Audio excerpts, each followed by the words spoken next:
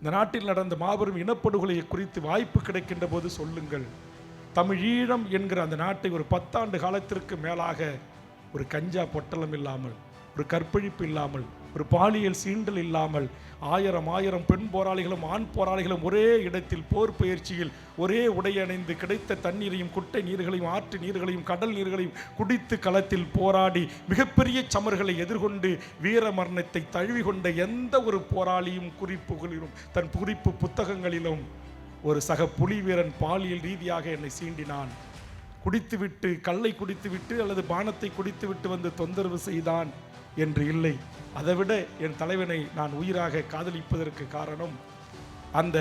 விடுதலை புலிகளை எதிர்த்து போர் புரிகின்ற நேரத்தில் மட்டும்தான் புலிவீரனுடைய துப்பாக்கி சிங்கள வீரன் மீது பாயுமை தவிர சாதாரண நேரத்தில் என்றைக்குமே ஒரு இராணுவ வீரன் மீது விடுதலை புலிகளின் தோட்டா பாய்ந்ததாக எந்த வரலாற்று பக்கங்களிலும் இல்லை.